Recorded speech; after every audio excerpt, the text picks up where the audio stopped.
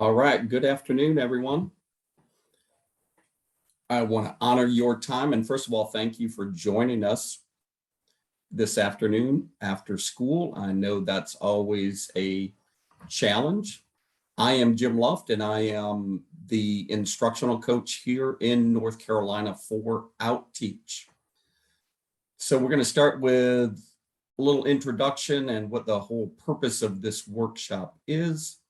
But I want to first start off by reminding you that this workshop is going to be recorded both today and on Thursday. And we want to give a big shout out to Duke Energy for making these workshops happen, not only last month, this month, and again in December. They have graciously funded it so that hundreds of teachers here in North Carolina could attend these sessions. So the purpose is that science educators like yourself will learn how to explicitly use and enhance your strategies to support your students' content understanding. In addition, you will be learning how to provide experiences which increases students' ability to improve their scientific literacy, to read, understand, and interpret science. And finally, you're going to be practicing many of these skills that scientists use, such as making claims for evidence, communicating and evaluating information, as well as constructing some explanations as we move through today and on Thursday.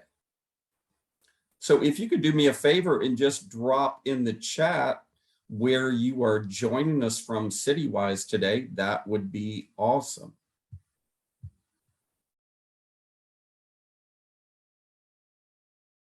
Concord, Charlotte, Fayetteville, Denver, Rocky Mount, nice.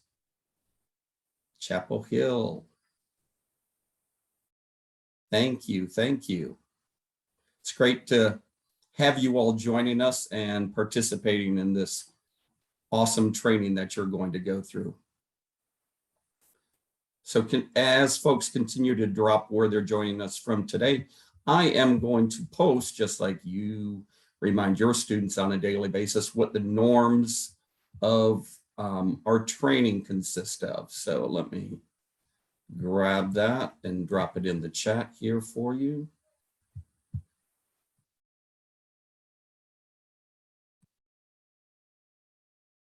All right, you should be able to see it now. So first and foremost, we will stay curious. We will recognize that we need each other's help to become better at what we do as teachers.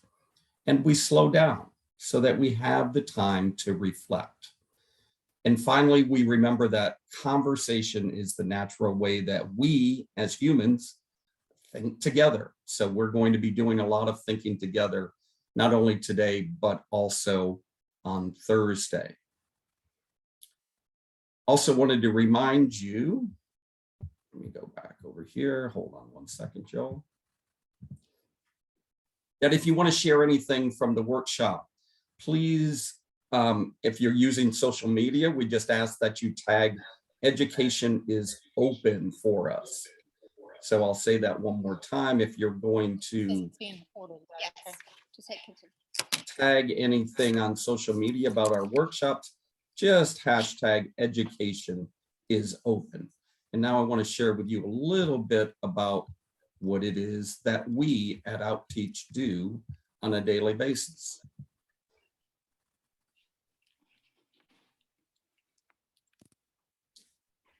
So we are a national, easy for me to say today, teacher development nonprofit organization that works to ensure that all students, regardless of their resources, have access to engaging hands-on education that transforms their lives. And we do this in 3 different ways: through job-embedded coaching at schools, through our online coaching center, and through building outdoor learning classrooms. And you can see an example of such on the right hand of your screen. We are currently working in Texas, here in North Carolina, Georgia, Maryland, and throughout the DC region. Our coaching is done outside for obvious reasons. It's in our name, right? It's what we believe in. And we do this if your school has school gardens, we do it there, or just in the schoolyard. I've worked at 4 different schools throughout my 17 years as a teacher. None of them had formal outdoor classrooms, and yet I made it happen. So you don't have to have all the bells and whistles to be a great outdoor educator as well as a great classroom teacher. Our mission is this: we empower teachers and students to go outside their expectations. And we do this with this really pretty simple formula. You, the effective teachers, plus highly engaged students, we know advances academic achievement. We see it each and every day with the schools that we work with. So the question for you is, how do we go about doing this? Well, we do it by making it easier for you to integrate effective experiential lessons into your instructional practice. You all know this, experiential learning is proven to work for all students, even far more than traditional teaching, because it increases engagement, it builds critical thinking skills and problem solving skills, and it accelerates learning. So we are going to move in another direction here at this point. So bear with me as this loads, and I will explain what you need to do. So Slido, if you haven't used Slido in your classroom, it's super easy and fun to do. So what I'm going to ask you to do now, you can scan the QR code on the screen, or you can go to slido.com and enter the code that you see, 999928, and you're going to respond to this simple question on the screen. What student practices should you observe in a classroom? So go ahead and scan the QR code or use slido.com, and you can use the 999928 code, and then I will pull up the word cloud that you all are generating here in just a moment. So the question, which you will see once you enter Slido, is what student practices should you observe in an ELA classroom?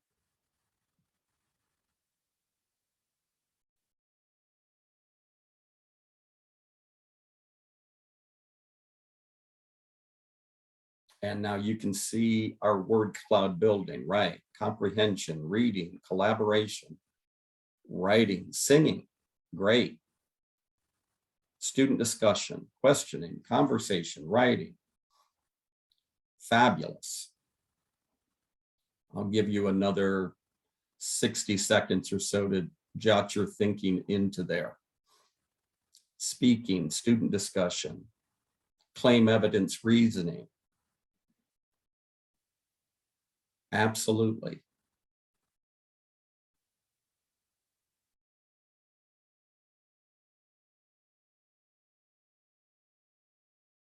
Listening. Students doing a think, pair, share. Fabulous.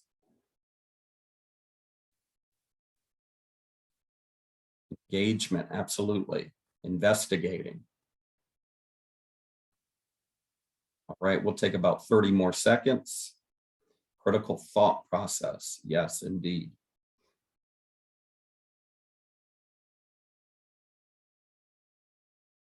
Interacting with text, of course. Okay, it looks like the thought bubbles are stopping at this point, so let me take us back.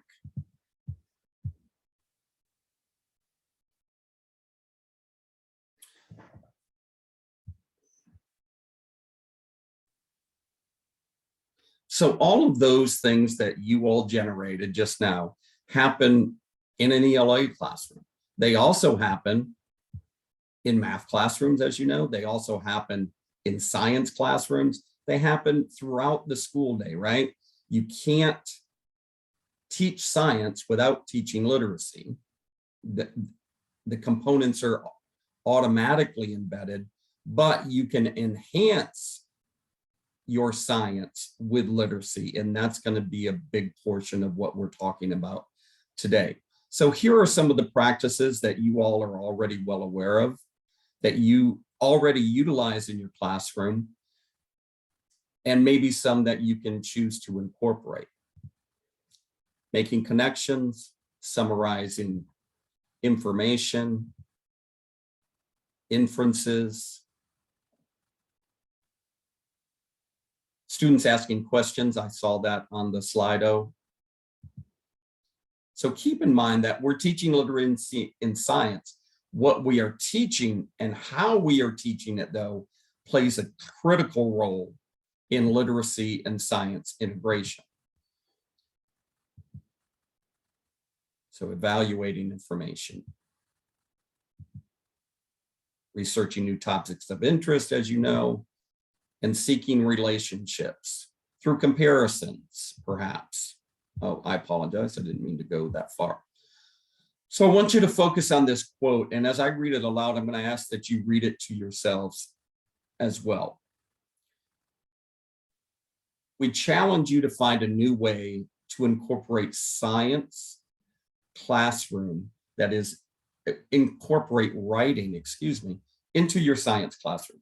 That's engaging and dynamic for your students. So I want you to just think about that for a minute as I read it one more time.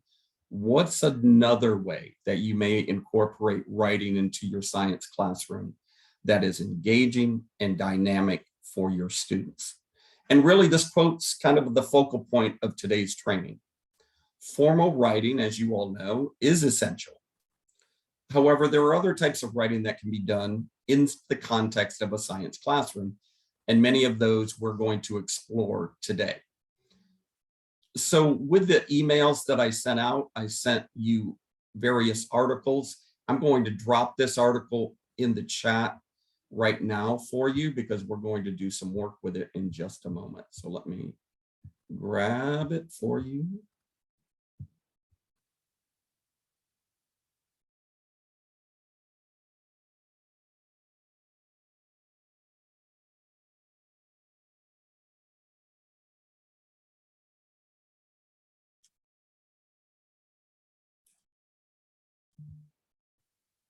Okay, so what we have for you is, just one second, I apologize, my screen went a little off for me. So we are going to take you through, like we would take students through, an activity, and it's what we would call an explore activity. So you're going to, and I'm going to walk you all the way through these steps so that you understand what's being asked of you. You're going to go outside in a few moments. And if you're not able to get outside, that's okay. If there's a window, or if you have a plant or a critter of some sort in your classroom, you can utilize that as well. But if you have the ability to get outside, I'm going to encourage you to do so. And what you're going to do is select a part of nature to focus on. It could be a leaf, could be a tree, maybe an insect that you see, anything that is involved in nature. And you're going to make a really simple drawing of that object. And the object that you see drawn on this screen, no, I did not do it. That was done by one of our coaches, whose side hustle, I believe, is artwork, because I've seen plenty of it over this school year already, and she's fabulous with it. So anyway, make a simple drawing of that object. And then I want you to add in any observations by writing some labels, maybe bullet points, short sentences, or even a paragraph. So adding writing into your thinking. So some ways that I encourage students to do this are the same ways I'm going to encourage you to do it. What does this object remind you of? What does it make you think of? What does it make you wonder about? What do you really notice when you're focused in on this object? Any explanations of your observations? Maybe you're going to make a claim about it. And any reflections or reactions, anything that may have surprised you about this object. And then the last step is that I want you to connect your written thinking with your observational writing and drawings by just drawing some lines or arrows to show the connecting points.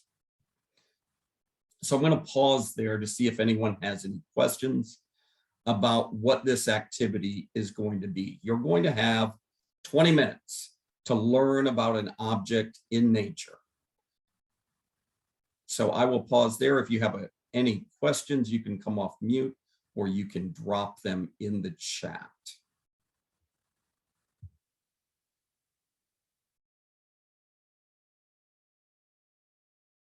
I'm not seeing any questions in the chat. Drawing on paper or digitally? That's a great question. I would encourage you to do it on paper this time. I would probably use digitally, not necessarily as an extension, but I would encourage you the first time to do it on paper. That's a great question. Thank you.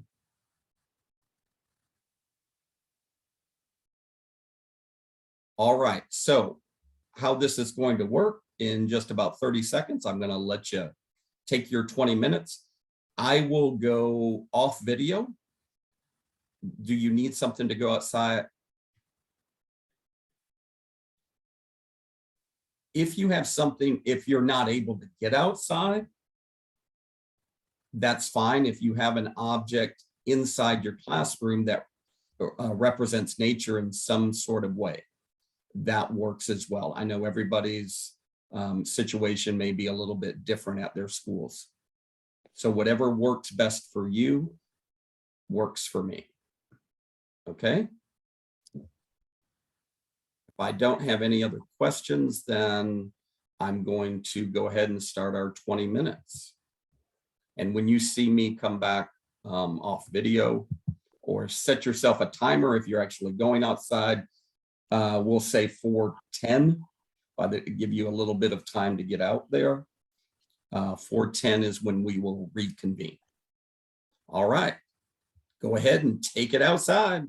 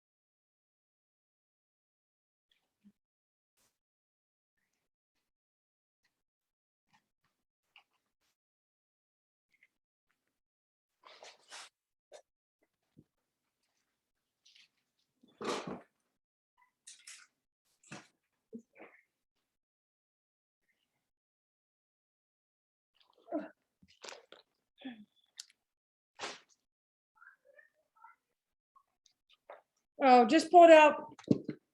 Put it, grab your black bag right now. You can. Hey, Jennifer Kramer, your sound is on.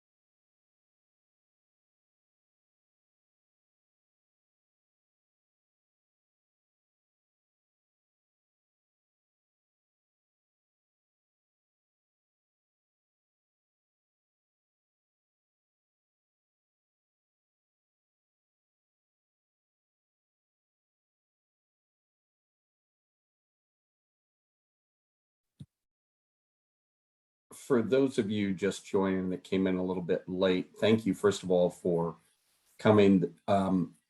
The teachers are working on a journaling exercise, either outside or in the context of their classroom. And we've got about 8 more minutes before they rejoin, and just wanted to let you all know.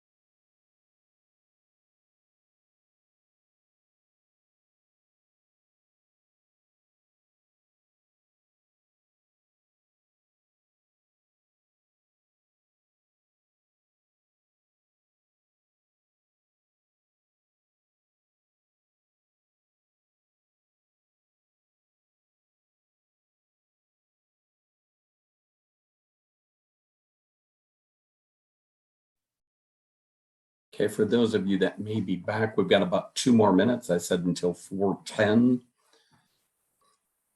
So we'll give the folks that are still outside about 2 more minutes, and then we're going to do some sharing.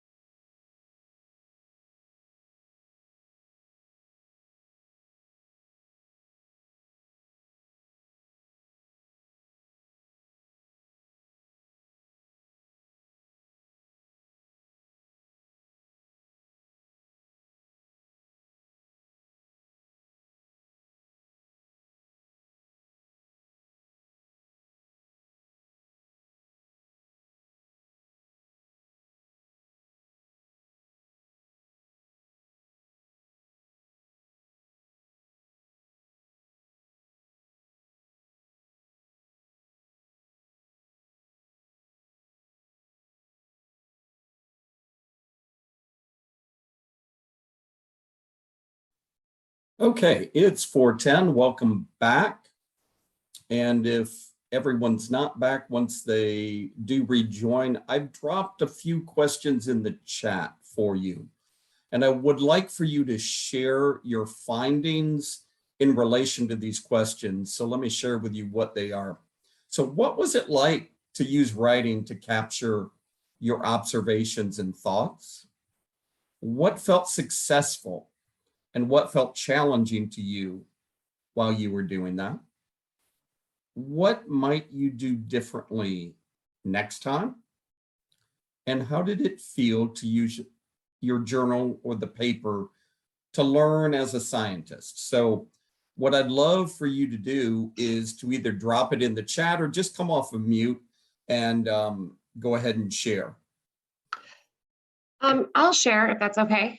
Yeah, thank you. I'm Allison. I'm from Charlotte. I teach 4th grade. It's weird because I know how to speak, but when I was trying to describe, this will show my plant. Sure, I got you. Great. It was like I knew what I wanted to say, but it felt kind of weird having to write it because I just know what I see and I know what should be there. And so it was like trying to write down what I wonder or what I notice. I'm like, well, it's the plant. It was really kind of struggling to find the words and going into, I've never really done that before, Yeah, but I expect the kids to do it. And I'm like, come on, what do you notice? What do you wonder? Right. So often we do need to turn the tables on ourselves to experience what it's like for them as they're experiencing the same type of activity, right? Yeah, so it was really good to do that because I was like, I know what I see, but putting it in writing was just kind of weird. So Absolutely, yeah. I love it. I want to encourage you to all to look in the chat as well. And if there's anyone else that wants to come off mute, feel free to do so. Yeah, writing to capture your observations are easy, but describing the thoughts definitely and finding the words are more challenging. Having 20 minutes to focus, right? As teachers, how often do we get that? Absolutely. I want to say something. Sure, Allison, go ahead. My name is Rachel Snyder, and I teach in Davidson County. Okay. I teach 5th grade. So I think if you wouldn't have had those questions on there, I think I would have struggled more. What was good about them was when I was drawing and looking at it and I had that to reflect on and go back. So after I drew my picture, and you said to draw the arrows, I was able to think better by using what you had. So I think if I didn't have, as a teacher, I think that I need to do that more for my students, because if I didn't, I don't know if they could think it out like I did. And I just I mean, I just had a fern that I have, you Sure. know, here, and if I wouldn't have had your questions to make me think like, why does it look like that? And, you know, my wonder questions, I don't know if I would be able to write as much. Yeah, so framing it for them is really helpful. Some structure, but not too much so that they feel confined, right? So yeah, the scaffolding helps in that way. Yeah, I love the last comment, Wendy, thanks. Yeah, just like kids, I wish I had something to add color into my drawings. Sure, absolutely. So is there anyone else that would like to share aloud before we press on? Is it okay if I share? Absolutely, we've got Okay. time. And I'm Jean Pleso. I'm from Fayetteville. And this isn't a sales pitch, but I just had to share with you all because I'm using this with my kids like probably tomorrow because I'm just fascinated with the way you presented it. I went to Lowe's today and I don't know if y'all can see the size of this pine cone. Oh my It word. is bigger than my arm. Yeah, And that's amazing. And it just sparked all kinds of questions and the details and all of that. And one of the questions was, where in the world would something this large grow? Because I've never seen anything this size. And the funny thing is on the label, it says manufactured in Canada, but a product of the United States. Interesting. So that's a whole social studies lesson in itself. Yeah, absolutely. Thank you so much for sharing that with us. I've never seen one that large as well. I think the time component, and that's the one thing that as teachers, I know you feel most constrained by. I know I did, right? And to giving students enough time to think, to process, to notice the more details as they're drawing, right? So that's an important aspect of this activity. So you experienced it just like your students will, right? With different, not necessarily different context, but different experience. So the whole goal behind it, and you all have hit on it, is to use writing as a tool for our observation and thinking. So in this instance, when you were writing to observe, so when we're writing just to observe, we're writing for ourselves, right? And the goal is to build our own learning, not to communicate with anyone else, even though I asked you to share. This was all internal, right? What you saw, what you were feeling through that. I would encourage you, though, that I wouldn't lead with this as a first journaling activity to do with students. I'd give them a little bit of prior experience, making observations, sketching, and thinking on paper before you begin to kind of frame it a tad more for them. And this activity can be done at one time or spread over, obviously, several different lessons, if you'd like. I used to take my students outside and we would call a nature sit. Once a week, I would request of them to sit as close as possible to the same spot that they did last time, because my goal for them was to begin to notice the changes that are happening within our environment over the weeks of the school year. So that's one way to do it. There's not one right way. That's just one way to go ahead and introduce this whole idea of nature journaling, so to speak. Other ideas that you may want to discuss with your students are what kinds of observations. Let me get off my other screen. I've got so many screens going on here. So what other kinds of observations might you record using labels, right? Labels of colors or features that can't always be shown in a drawing. Clarifying with them what a feature is, specifically for parts of an organism I'm thinking about. Another point to consider is what kind of observations might we record in a bullet point, in phrases, or in short sentences, just quick notes about what's happening in the moment. You could also consider lengthy, or what kind of observations are necessary in a full paragraph or longer descriptions of structures, narratives of events even, or longer ideas. And then even shifting the point of view, the shifting of perspective is reflective in the writing, which examines an experience from several different lenses or vantage points, if you will. I would often encourage my students who were not necessarily more outside the box thinkers, but a quote. I was always a quote of the day person. It was always on my board. They didn't have to use that, but it got them thinking about quotes that they've heard, maybe their parents or from other classes or teachers. And to frame it in this way, it can be a great entry that can frame this experience for them. Or even a few lines on a page can create the structure for some students and the flow of ideas. And just, it allows it to give it more of a distinct feel and look to the entry. And obviously larger and bolder writing will stand out in an entry, as will color. So bring along a few markers or crayons. I didn't ask you to take any intentionally, but I'm sure some of you did at the same time. And that's fine as well. So I'm going to pause there for this activity, and we're going to then take a short brain break by watching this video. But does anyone have any questions about the activity before we move forward? Questions or comments, actually? Could I possibly get a screenshot of the slide, the second slide from this one? The one that didn't have the label over the front of it. Yeah, the This one here. Thank you. Yeah, sure. I can get that out to y'all. Already got it. Thank you. Just needed Oh, a you got it. Thank you. I know technology is a great thing. You can just take a picture of it, right? Thank you so much. All right. I'll leave it up for 10 more seconds in case somebody wants to grab it.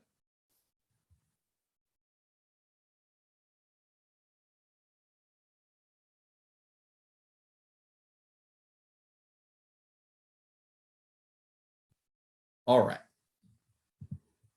So let me introduce this a little bit for you here before I pull up the video. This is Dr. Jessie Rack. She's an ecologist, an educator, and a science writer.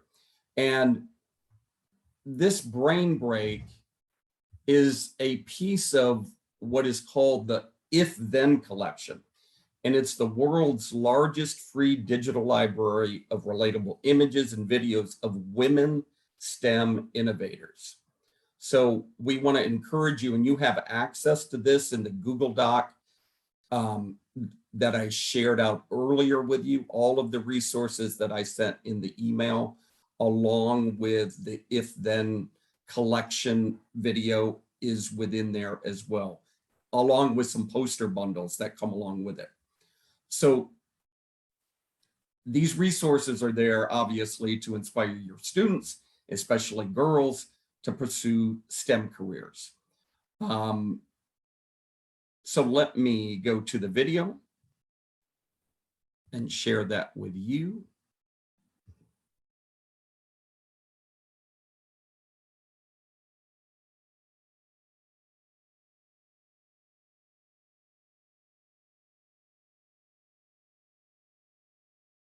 Sure, I have sound so that it is shared. All right, I think we are all set.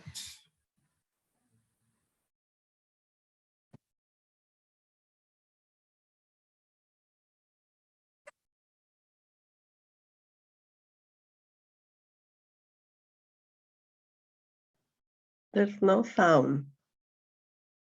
Thank you for that feedback. Let me double check. Yep, let me back it up. And please let me know if the sound isn't working this time. For some reason, it clicked off. Job's awesome because You're good. Yes. Okay, great. I'll bring it back to the beginning. Thank you you. get to get urban kids outside and inspired and doing hands-on science in nature. And I was actually always kind of a nature nerd as a kid. Can you turn up the volume? It's did really hard to have hear. a moment when I realized Yeah, I have it. Hold on one second. I apologize, y'all. I can optimize it, I think, for this video, and that may make it a little bit higher because my volume and the volume on the YouTube video is as high as it will go. Hi, I'm Jessie Rack. I am an environmental educator and an ecologist based in Tucson, Arizona. I currently use school gardens to teach kids about science. My job's awesome because I get to get urban kids outside and inspired and doing hands-on science in nature. And I was actually always kind of a nature nerd as a kid. I did have a moment when I realized I wanted to be a scientist, and it was watching the movie Medicine Man from the 90s, if you're old enough to remember that, in which there was a female scientist who was a biochemist, and she was in the rainforest looking for a cure for cancer. And so when I was about 8, people would ask me what I wanted to be when I grew up, and I'd say, a biochemist searching for the cure for cancer in the Amazon rainforest. And which is a lot to take in. But I did grow up running around the woods and catching animals and playing outside, and all of that kind of inspired me to find a job in which I could do all of those things. My career has been very, you could say, convoluted, because I do a lot of things. I basically followed my passions and followed my heart, and so I've changed my mind a lot, which is totally okay. So I've done a lot of trying things and then saving the part that I love and then going on and doing that part. I actually started out as a music major. I got a whole degree in voice performance, which I love singing, but I only do it as a hobby now. The hardest choice was leaving music and deciding to go into biology. I just thought there'd be more of a chance to get a job, and that's where kind of my core interest was, like from when I was a little kid. And so I got another undergrad degree in biology, and then I got a PhD in ecology and evolutionary biology, where I studied salamanders. And from there, I just spent a lot of time trying things to see what I would like. And so I tried science journalism. I tried being a naturalist in the forest. I worked in Maine and Massachusetts as an interpretive naturalist. I worked at summer camp a lot. The thing that always brings me back was this connection to the natural world and conveying my love of nature and getting people and kids interested in the natural world and seeing how cool it is and how cool the place where they live is. Basically, you don't have to be afraid to change your mind. You're not stuck in any career. So currently I work as part of a team, the school garden program team at the University of Arizona. And so a lot of what we do is collaborative work. So I'm the environmental education arm of this team, but there are also people who know more of the irrigation side or the gardening side, or other aspects of teacher training. And so we work together as a team and separately throughout the week. And we often will come together to do a project, like we'll all go install a garden together, or we'll collaborate to do a big workshop for teachers about how to use the gardens to educate their kids.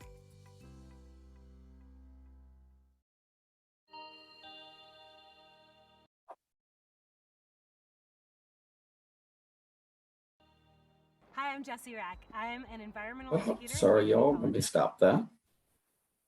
based in Tucson, Arizona. I currently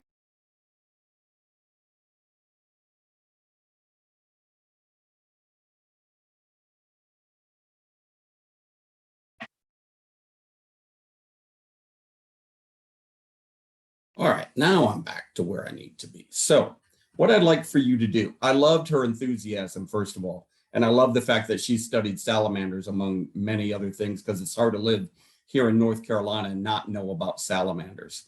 But what I'd like you to do right now is just to take 1 minute and do a rapid write and describe the most meaningful thing to you that she shared. And then you can share it in the chat. So if you need to write it out first, go ahead and do that, or you can type directly in the chat, whichever works best for you.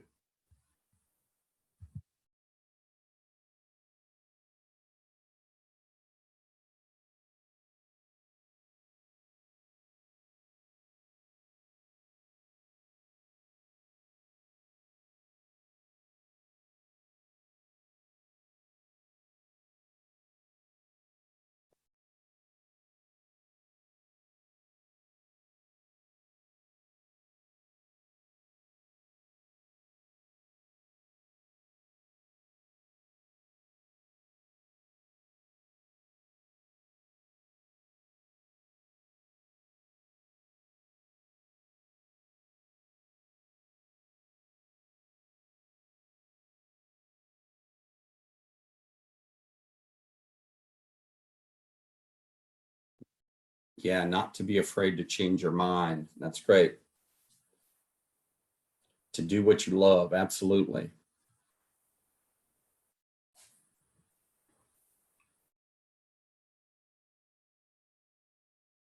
Yeah, she definitely followed her heart. And it led her in many different areas and passions, right?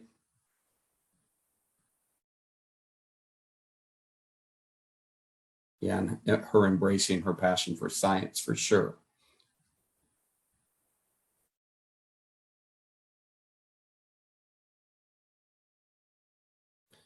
Yeah, and really how all of her different experiences led her in a new direction, but she continued to follow them um, and not necessarily be stuck, but she just followed her passion, which is awesome.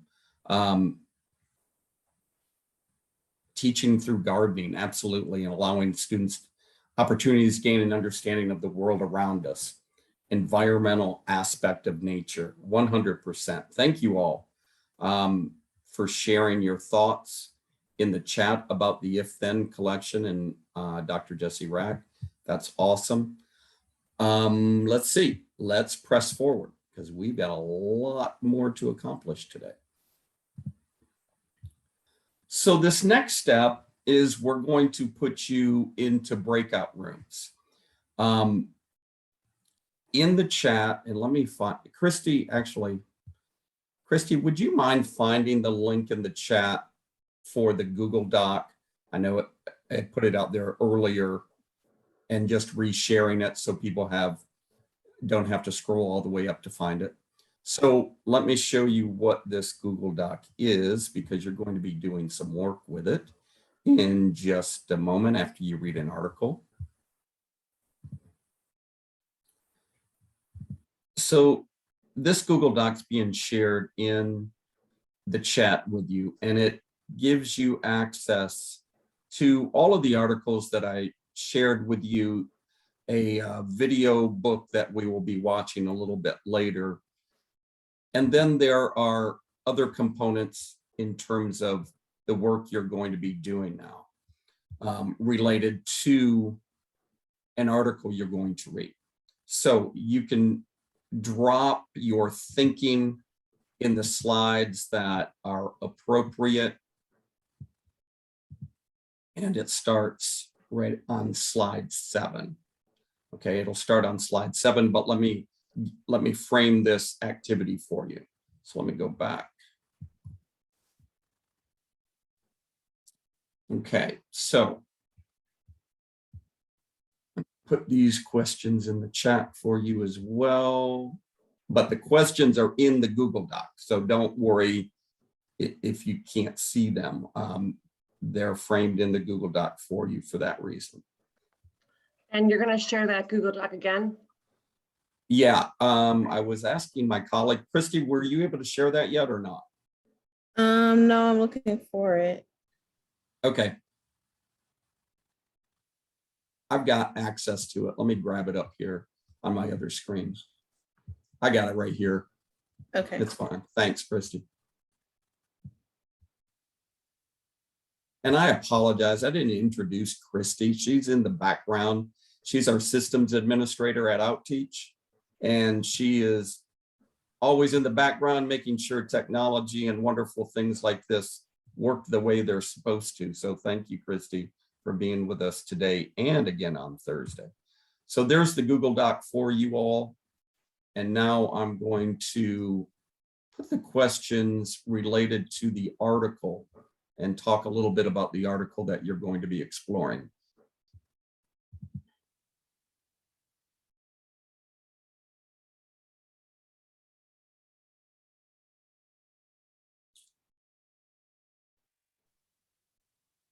So in the article, it highlights 2 teacher examples, and the article is also there. It highlights 2 teacher examples from the research study, teaching a science lesson that incorporates ELA skills.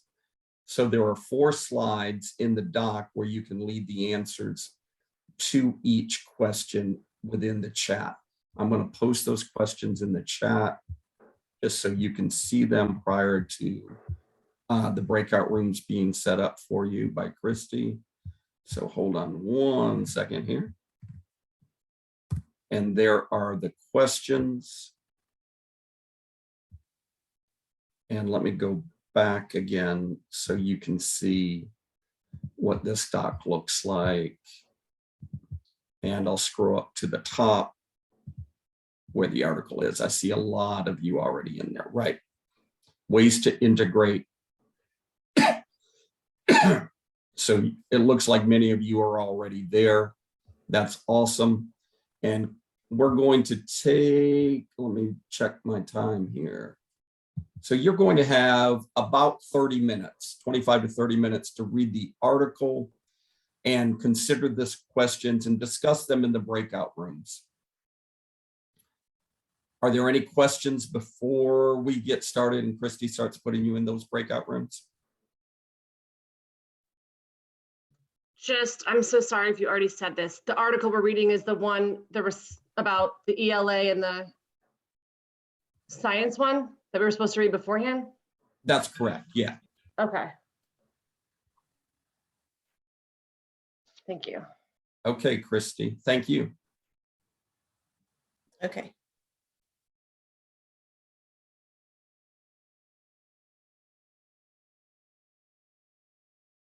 Oops.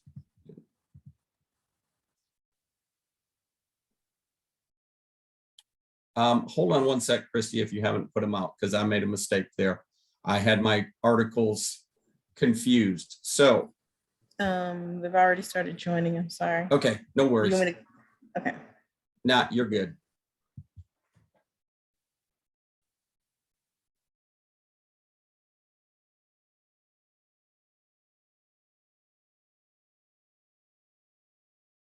Well, we can do a broadcast.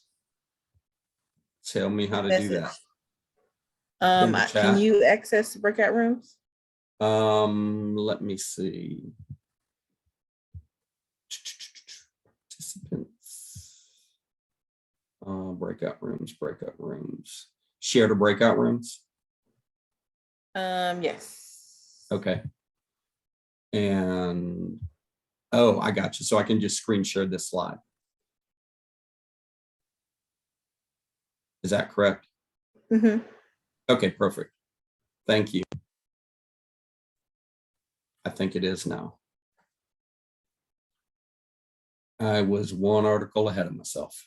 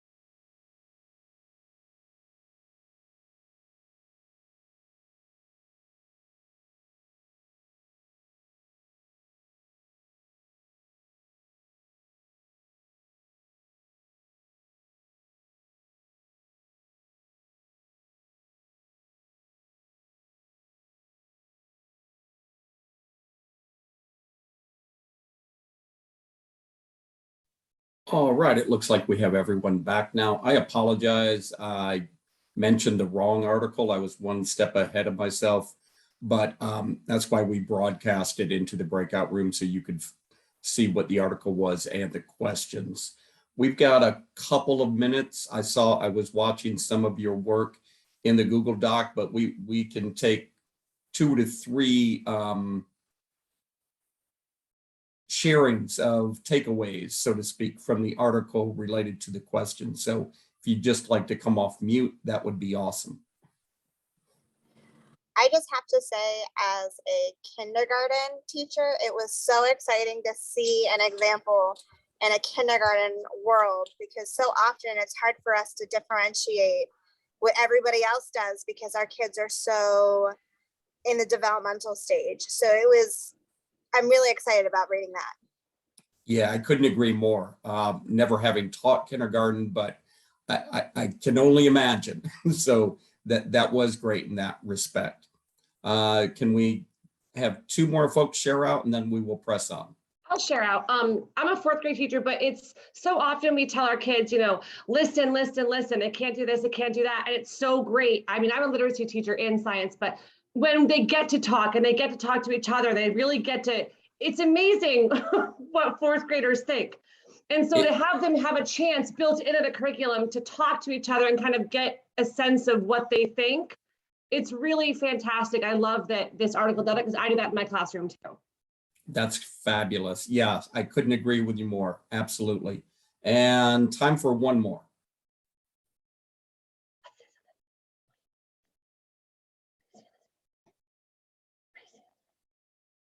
There's someone off mute. Anyone else care to share a takeaway?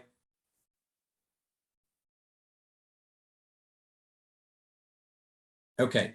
Well, thank you all. Okay, thank you. Go ahead.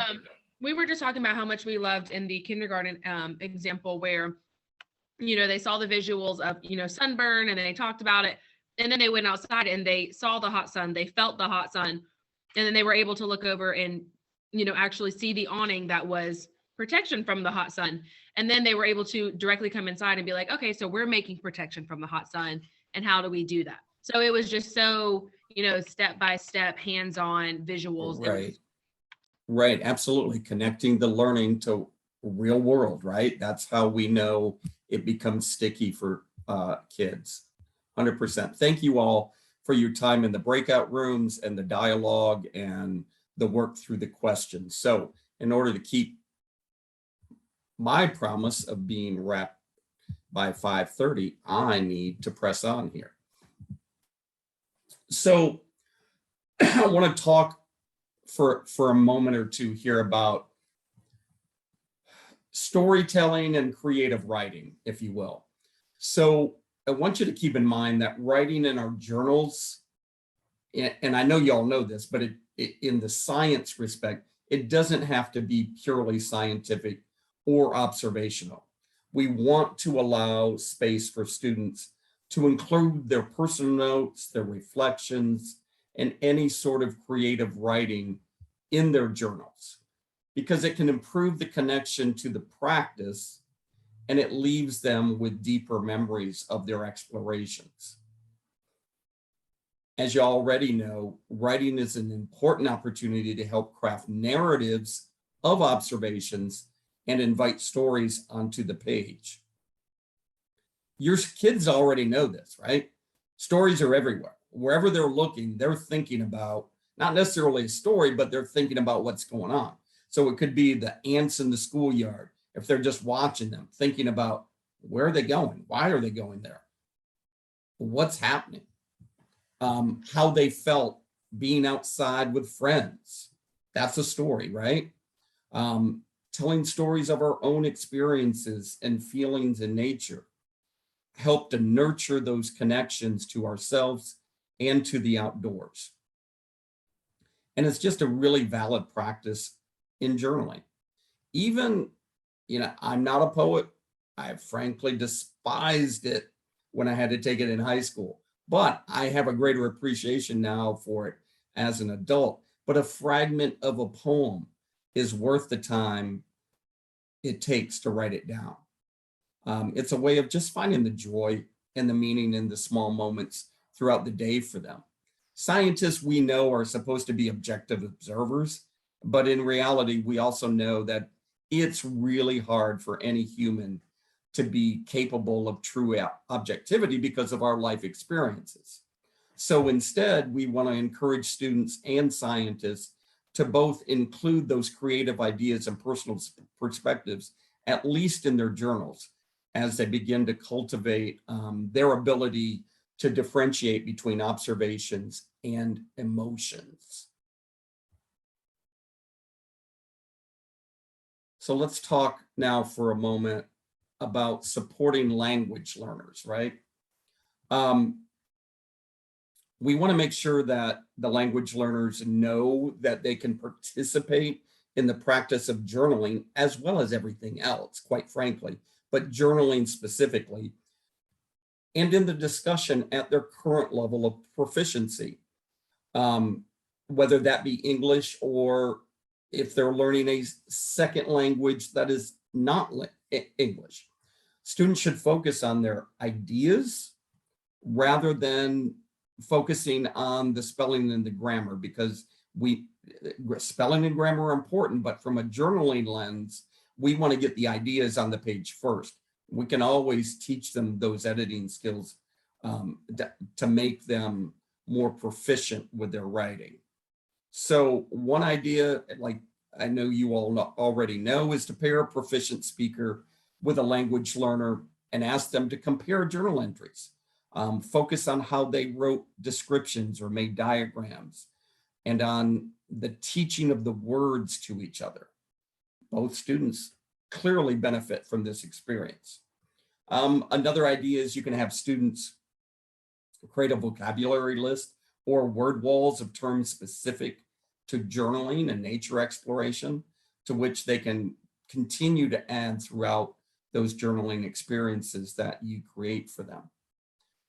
You can also, I've done this before, offer an example of a finished journal page or a reference as it begins to give directions. There are some great nature journals on Amazon just to use as a support within your curriculum for them to be able to see what it could look like. Doesn't mean it has to look that way, but to give them multiple different lenses to see what journals can be. Any questions on either of those before I press on?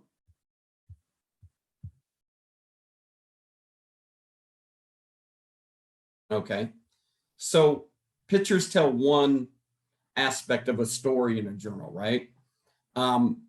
What they can't show is a fun way. So another thing to keep into consideration, though, is what pictures really can't show. So another way of tackling that is you can use analogies as a fun way to deepen memory and observation. It can also reveal significant patterns. A sketch can't, as we know, convey the depth of a feeling that someone may be having while they're in nature. When I would take students out into the forest with another position that I had, and I would have them sit there for 9-10 minutes,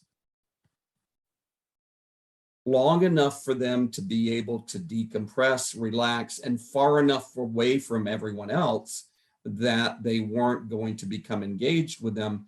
The feedback that I would often get is how relaxing it was, how the sound of our daily lives disappear, how they could really get in tune with the sounds of the birds or the wind blowing, things that we don't necessarily pick up on in our day-to-day movement through life, right? So encourage them to let their thoughts flow alongside their scientific notes. Another great idea is written descriptions of organism structures help to enhance a diagram, adding information that is difficult to capture just in a drawing. Trying to draw a moving animal, it doesn't really work well, right? But words can capture those behaviors of what your students seen, whether it be an insect or another type of critter. All right, so with that said, we are going to, we're going to watch a short video of the book, Dr. Zargle and the Earthhounds. And post watching the video, we're going to focus on these three questions. So I want to frame that for you before we watch it. What are Earthhounds? What observations did Dr. Zargle make about dogs? And what are the differences and connections between inferences and observations you made in this story? So let me pull it back up for us here.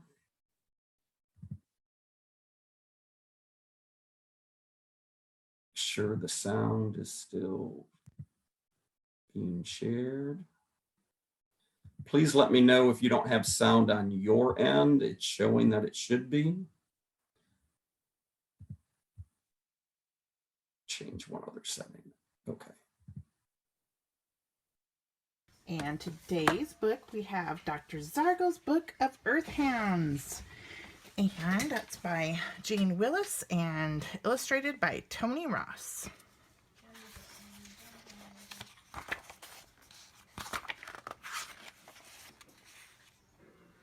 Anderson Press out of London. Good morning, class. Today we are going to learn about earthhounds.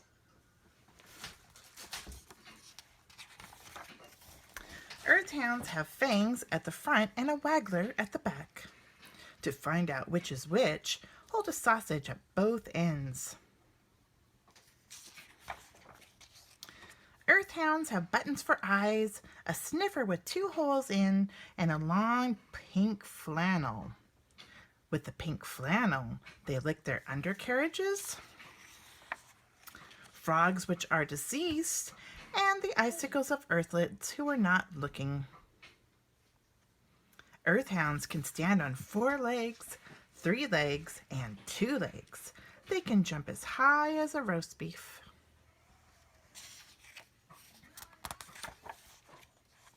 For dinner, they consume jelly meat, skeleton biscuits, a fairy cake, a portion of best carpet, and a sock that is 4 days old.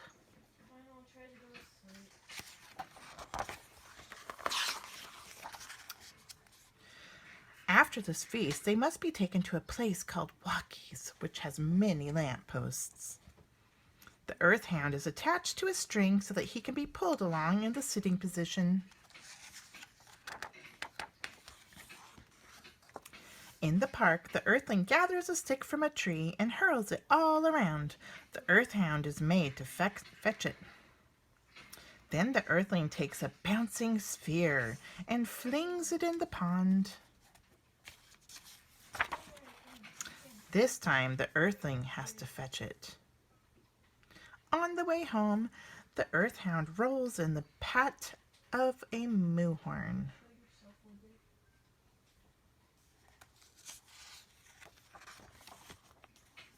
He arrives back at the earth dwelling with stink fur and hides under the duvet of the earthling. Here are some phrases I want you to learn. Where is Rover?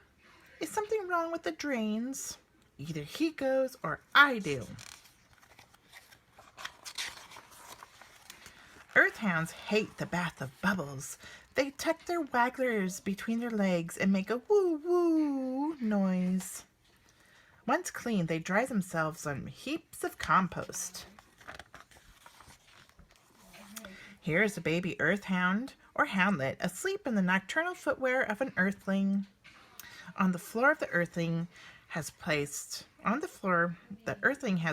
many newspapers for the houndlet to read.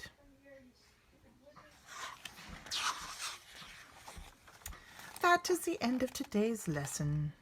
If you're all good and quiet, we will visit planet Earth to play with a real houndlet. Those of you who want to bring your own pets along, please sit at the back of the spaceship. And there is Dr. Zargle's Book of Earthhounds, and I hope you enjoyed the story. Until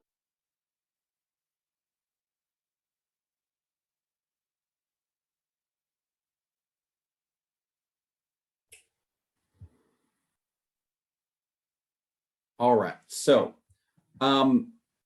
what we're going to do next, you don't need to write down your answers to the 3 questions here, because what I'm going to have you do is to think about one of the words that that author uses in the book, right? Think of one of the words, and we're going to utilize it, or you are, in the Frair model. And this model is back in the Google Doc for you, if you want to do that work there, or if you just prefer to do it on your paper. It looks like this. So choose that word. The Frair model, if you're not familiar with it, is a type of graphic organizer that uses a 4-square approach to determine, clarify, and analyze word meaning and structure. It's created based upon background knowledge, prior knowledge, or previous experiences that your students may have. And it helps to make connections and increases comprehension and vocabulary development. So what I would like you to do is to take a word from that story and kind of walk yourself through this Frair model as if you were asking your students to do it.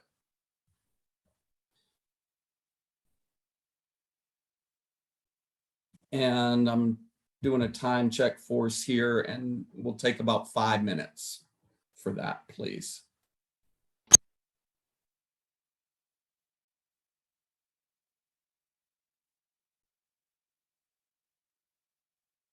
So you can use this model not only in your language instruction, but clearly you can use it in science content area instruction as they're developing new vocabulary in the beginning of unit to teach new vocabulary words.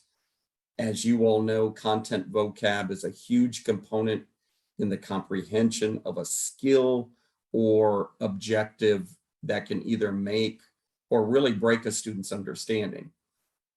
Having taught science, I'm well aware of that. The more equipped they are with their vocabulary and the definitions and having solid examples to lean into around that, the easier it is for them, especially just with their learning, but definitely when it comes to the 5th grade EOG.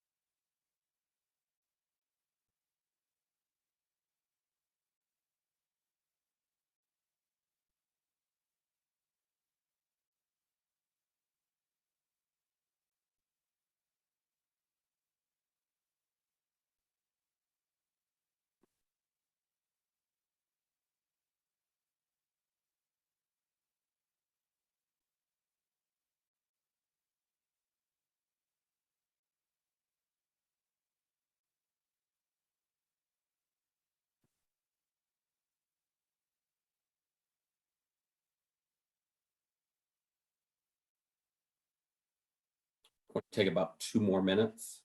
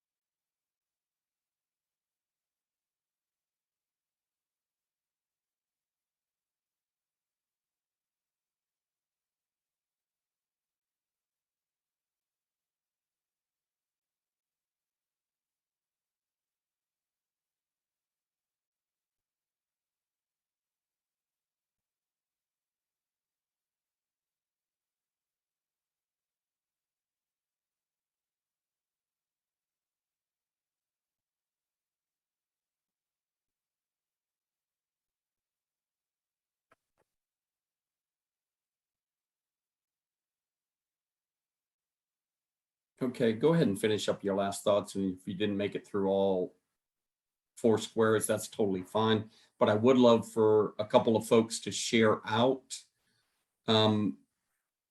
what word they chose and take us through their process of the 4 squares or however many squares you made it through. So just feel free to come off mute.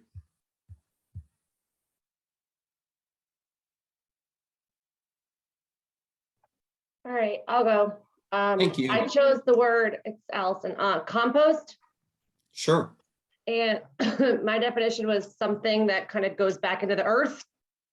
I didn't know. Characteristics would be like slimy, rotten, maybe no more use for it, smelly.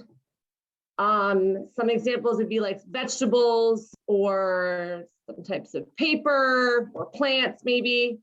And non-examples would be like silver utensils or anything metal or objects like that. I'm not sure if that's what we're supposed to do. Yeah, absolutely. That's perfect. Thank you for taking the risk and sharing for us as well. And we have time for one more individual to share out theirs.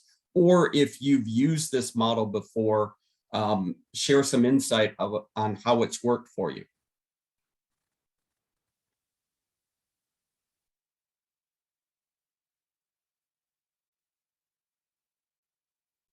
Anyone? I know we're getting late in the day. I totally understand. I've used it. Okay, go ahead. Thank you. So I'm just Jennifer. I teach in Wake County. I've used the Frair Model for several different things at several different grade levels. I'm a science specialist, so I teach K-5 science. And I think having used it, my younger kids have a hard time with the word characteristics. Sure. Like find in the fill in the word characteristics. So I've had to try and like work with those kids about sort of coming up with a different, like, tell me about it. Like for my little kids, describe it as opposed to find a characteristic, especially for those 1, 2, first, second, sometimes third graders, to try and change that word. And then, my young kids also, non-examples are so like far off base. They're like, it's not, Right. they're totally randomly, not to the topic whatsoever. But it's, you can use the conversation anyways. But so I do kind of change that when I'm looking at with the younger kids. I sort of make the Frair Model a little bit easier for those kids to use. Absolutely. Thank you for sharing.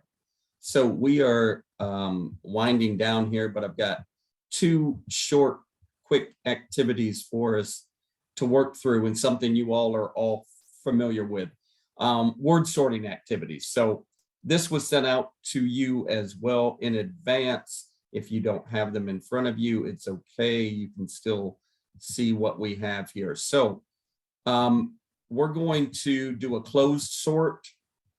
So what you're going to do is to take those cards from the book and sort them into 2 groups. One group is your observation group.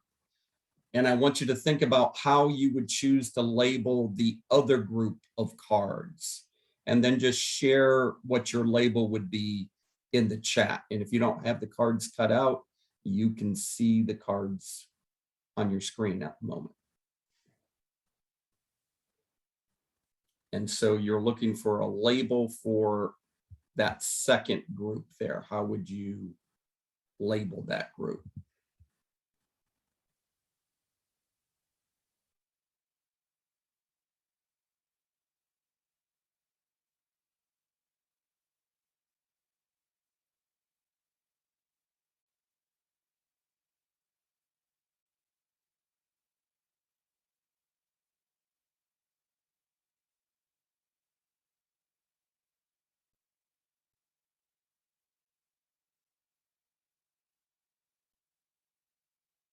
Sure, misinterpretations, extrapolations, inferences. Yeah, absolutely.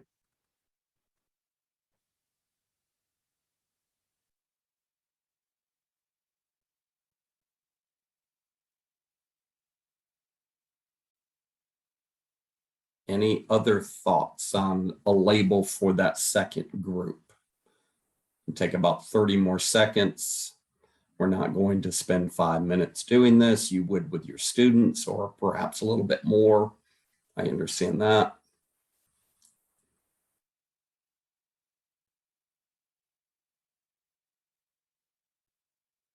The why. That's great. Thanks, Emily.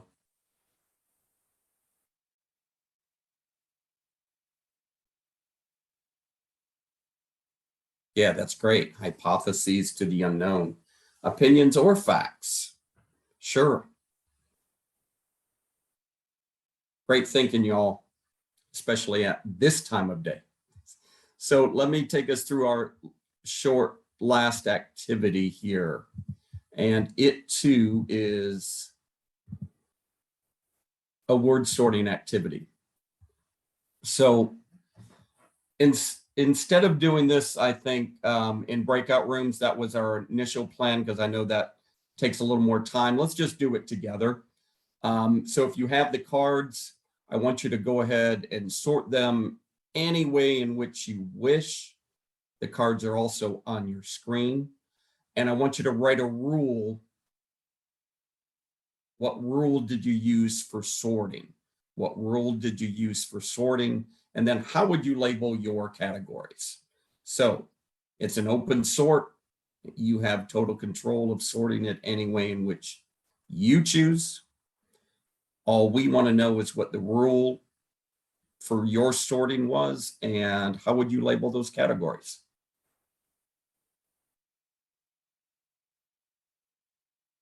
And we're going to take about, let's say, 4 minutes. And you can drop your reply in the chat once you've worked your way through it.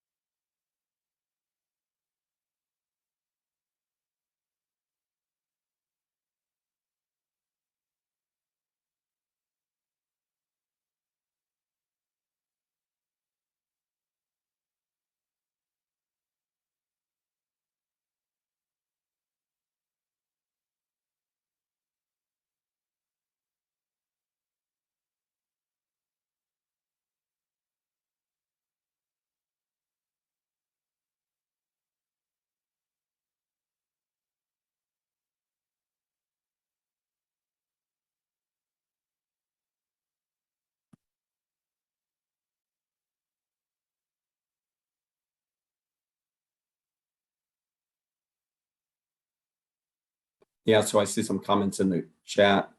One by Jean, Earthling actions.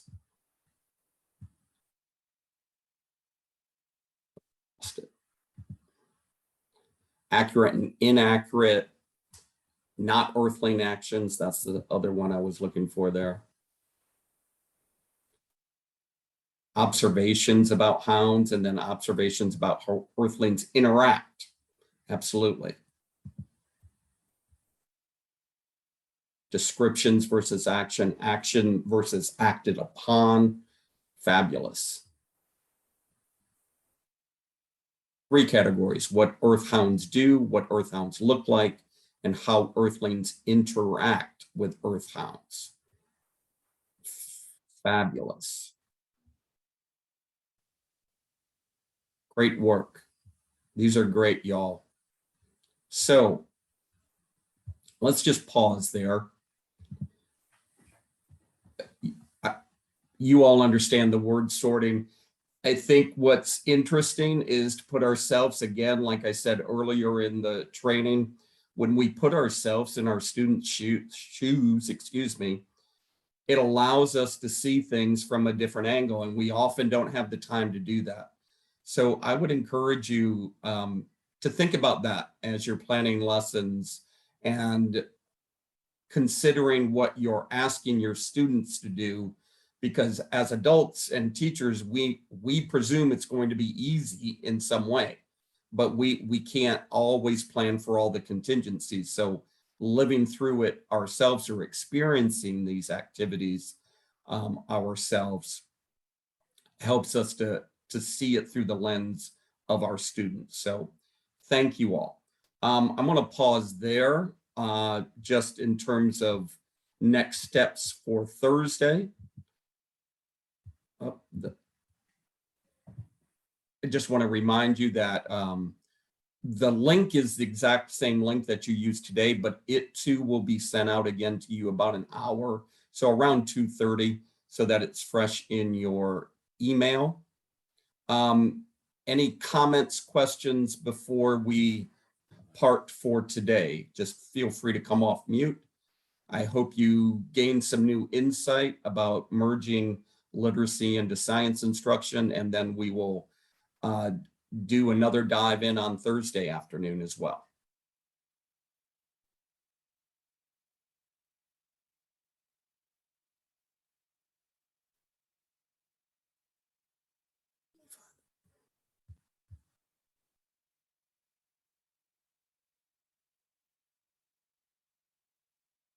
Okay, Ashley, I see your message. So that's interesting. I'll try to figure out what happened there. You all are more than welcome. I appreciate you taking your hard-earned time away from school and bringing it to us here at Outteach. It's fabulous to see how you all are thinking and what you're doing. And we know that so much is being asked out of you all this year. So thank you for what you do with your students and the field of education as a whole. And I look forward to seeing you back here Thursday afternoon.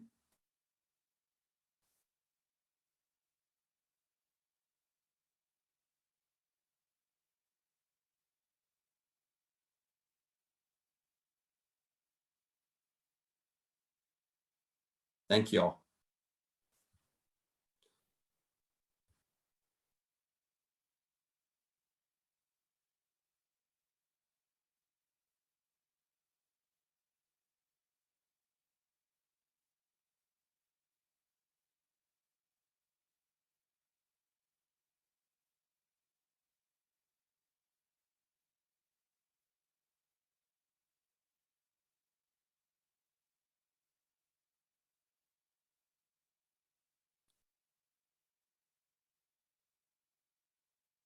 Christy, do you have everything you need on your end?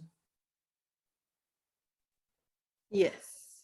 Okay, perfect. Then I will close the meeting and the chat will be saved and the recording. So we'll be good to go.